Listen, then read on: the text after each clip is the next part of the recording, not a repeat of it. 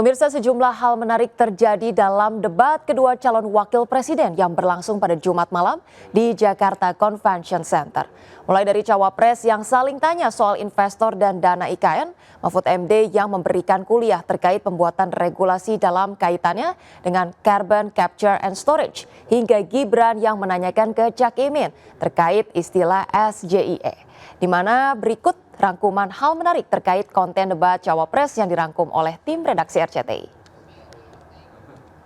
Anggaran untuk IKN itu hanya 20% dari APBN dan sisanya dari investor. Sejauh yang kita baca, sampai sekarang belum ada satupun investor yang masuk ke sana. Coba kalau ada sebutkan, sebutkan misalnya 2 atau 1 gitu, investor mana? Seluruh proyek-proyek besar yang ambisius, ini IKN sebagai salah satu contoh saja, itu kalau hanya mengandalkan APBN hampir 500 triliun.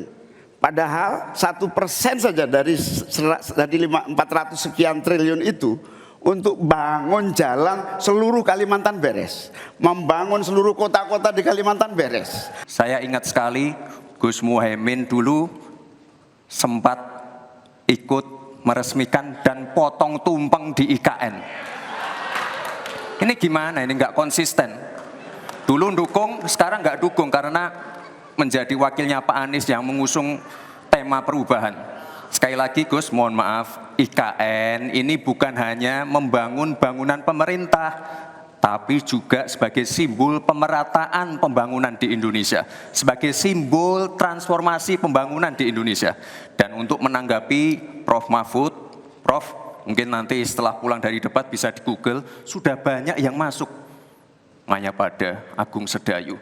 Dan nanti akan tambah lagi mungkin setelah Pilpres, karena mereka akan pasti akan wait and see melihat stabilitas politik di Indonesia. Ini karena Prof. Mahfud adalah ahli hukum, saya ingin bertanya bagaimana regulasi untuk carbon capture and storage. Regulasi itu kalau orang ahli regulasi itu tidak harus spesifik satu persatu itu, kecuali proyek pembuatan regulasi itu sudah ada, ya.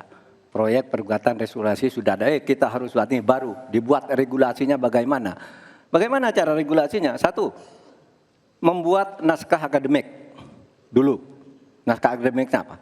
Naskah akademik itu kalau mengikuti pola yang sederhana aja, pakai aja kasus Ruktipi namanya. Kalau di dalam ilmu perundang-undangan itu, misalnya regulasi yang sudah ada bagaimana, kalau belum ada bagaimana. Kemudian opportunity-nya bagaimana. Kemudian kapasitas lembaganya bagaimana. Kemudian komunikasi publiknya bagaimana. Kemudian ideologisnya bagaimana. Itulah yang disebut ROCP dan prosedur tentu saja. Prof. Mahfud menjawab 2 menit, tapi pertanyaan saya belum dijawab sama sekali, Pak. Apa regulasinya, Pak, untuk carbon capture and storage? Simple sekali, Pak. Ini Mas Gibran, di dalam ilmu hukum, misalnya saya tanya kepada Anda sekarang ya, bagaimana cara membuat aturan tentang antariksa nasional? Anda pasti tidak tahu. Jawab sekarang coba kalau pasti tidak tahu. Karena harap tenang.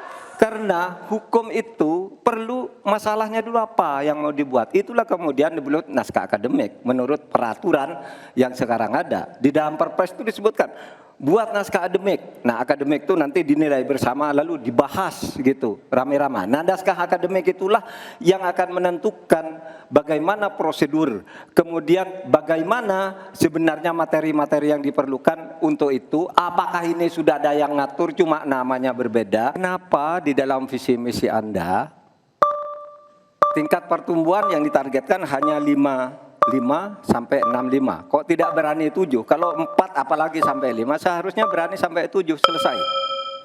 Kalau membuat target pertumbuhan bisa saja 7-8% bisa saja.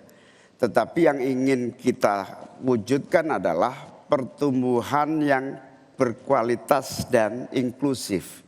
Di mana setiap pertumbuhan itu memiliki apa yang disebut sebagai dampak langsung di dalam penyerapan tenaga kerja, di dalam peningkatan pendapatan masyarakat, di dalam satu percepatan pemerataan pembangunan. betapa saya menyelamatkan korupsi yang diurus kantor langsung saya aja 677 triliun. Itu kalau dibagi ke UMKM, itu luar biasa. Kemudian yang ditemukan oleh ICW sejak tahun 2014 yang sudah inkrah korupsi itu berapa? 233,7 triliun. Nah ini kalau kita pangkas melalui penegakan hukum yang benar, ini bisa mencapai 7. Baik, terima kasih. Karena Gus Muhaimin ini adalah ketua umum dari Partai PKB, saya yakin sekali Gus Muhaimin paham sekali untuk masalah ini. Bagaimana langkah Gus Muhaimin untuk menaikkan peringkat Indonesia di SGIE? Terus terang SGIE saya nggak paham. SGIE itu apa? Tenang. Saya tidak pernah mendengar istilah SGIE itu. Gus, kita kan sedang fokus mengembangkan ekonomi syariah, keuangan syariah. Otomatis kita harus ngerti juga masalah SGIE. SGIE itu adalah State of Global Islamic Economy.